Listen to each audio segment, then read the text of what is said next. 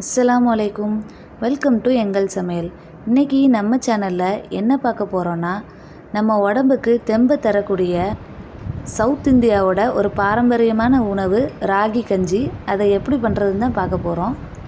இதை செய்ய ஆரம்பிச்சிடலாம். ஒரு பாத்திரத்தில் 4 டம்ளர் தண்ணி எடுத்திருக்கேன். அதில் 8 டேபிள் ஸ்பூன் ராகி மாவு சேர்த்து ஒரு விஸ்கு வச்சு நல்லா கலக்கிக்கலாம். கட்டி விழாமல் நல்லா கலக்கிக்கணும். 2 டேபிள் ஸ்பூன் மாவுக்கு 1 டம்ளர் தண்ணி சேர்த்துக்கணும். இதை நல்லா கலக்கினதுக்கப்புறம் அடுப்பில் வச்சு காய்ச்ச ஆரம்பிச்சிடலாம். இதை நம்ம இப்படி காய்ச்சிக்கிட்டே இருக்கணும், இல்லாட்டி அதில் கட்டி விழுந்துடும். நம்ம கை குழந்தைக்கு 6 மாதம் வரைக்கும் தாய்ப்பால் கொடுத்துட்டு 6 மாதத்துக்கு அப்புறம் நம்ம சாப்பாடு ஸ்டார்ட் பண்ணுறப்ப இந்த ராகியை முதல்ல கொடுத்து நம்ம அவங்களுக்கு ட்ரை பண்ணலாம். இந்த ராகியில் அதிக அளவில் சத்துக்கள் இருக்குது. அயன், கால்சியம், விட்டமின்னு எக்கச்சக்கமான சத்துக்கள் இருக்குது. இந்த ராகியை காய்ச்ச அது நல்லா கட்டியாகும். இப்போ கட்டியானதுக்கப்புறம் இதிலேருந்து கொஞ்சம் இதை நான் தனியாக எடுத்து வைக்கிறேன். இது எதுக்கு எடுத்து வைக்கிறேன்னு கடைசியில் பார்ப்போம்.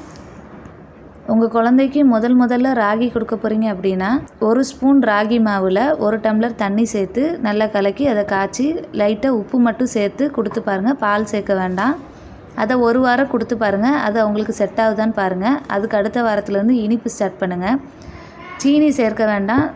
வெல்லம், கருப்பட்டி, நாட்டு சக்கரை சேர்த்து பாருங்கள். அதையும் மொத்தமாக சேர்த்துறாதீங்க. ஒவ்வொரு வாரம் ஒவ்வொரு இதை கொடுத்து ட்ரை பண்ணி பாருங்கள். ஏன்னா 6 மாதம் வரைக்கும் குழந்தைங்க தாய்ப்பால் குடிக்கிறதுனால எதுவுமே செய்யாது. நம்ம சாப்பாடு கொடுக்க ஸ்டார்ட் பண்ணதுக்கப்புறம் தான் அவங்களுக்கு சளி, மோஷன் பிரச்சனை, இதே மாதிரி பிரச்சனைகள்லாம் வரும். அதனால் ஒவ்வொரு வாரம் நம்ம ஒவ்வொரு ஃபுட் ஐட்டம் அவங்களுக்கு கொடுத்து நம்ம ட்ரை பண்ணோன்னா அவங்களுக்கு எந்த ஃபுட்டில் அலர்ஜி ஆகுது, எந்த ஃபுட்டு அவங்களுக்கு ஒத்துக்கலைன்றது நமக்கு தெரிய வரும். நான் 1/2 கப் வெல்லம் எடுத்திருக்கேன். அதை இதில் சேர்த்து நல்லா காய்ச்சிக்கலாம். 2 டம்ளர் பாலை காய்ச்சி ஆற வச்சுருக்கேன். அதையும் இதோட சேர்த்து நல்லா காய்ச்சிக்கலாம்.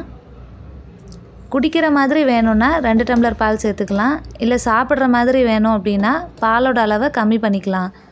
ஒரு பிஞ்ச் அளவுக்கு உப்பு சேர்த்துக்கலாம். இப்போ கேப்பை கூழ் இனிப்பு போட்டது ரெடி ஆயிடுச்சு.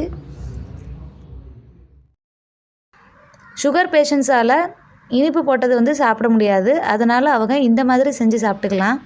இதை ரெகுலராக நம்ம குடிச்சிட்டு வந்தோன்னா என்னென்ன நன்மைகள்லாம் இருக்குதுன்னு பார்த்தீங்கன்னா, சுகர் பேஷண்ட்ஸுக்கு சுகரோட அளவை கட்டுப்படுத்துது. நம்மளோட தோல் சுருக்கங்களை இது நீக்குது. உடல் எடையை குறைக்கணும்னு ஆசைப்படுறவங்க இதை அவங்களோட டயட்டில் எடுத்துக்கிட்டால் நல்ல பலன் கிடைக்கும்.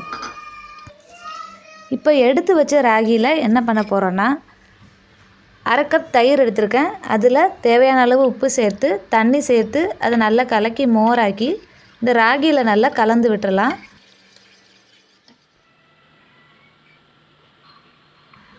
கொஞ்சம் கட்டியாக இருக்குது, அதனால் இன்னும் கொஞ்சம் தண்ணி சேர்த்துக்கிறேன்.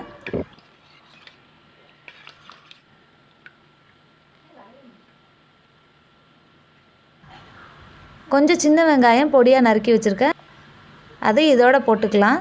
இதுதான் கடையில் நம்மளுக்கு தரக்கூடிய கேப்பை கூழ்னு வச்சுருப்பாங்க இல்லையா வெளியில், அதுதான் இது.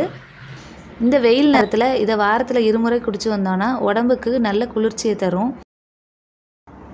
இந்த வீடியோ உங்களுக்கு பிடிச்சிருந்துச்சுன்னா லைக் பண்ணுங்கள், கமெண்ட் பண்ணுங்கள், உங்கள் ஃப்ரெண்ட்ஸுக்கெலாம் ஷேர் பண்ணுங்கள். எங்கள் சேனலை சப்ஸ்கிரைப் பண்ணுங்கள். தேங்க்ஸ் ஃபார் வாட்சிங்.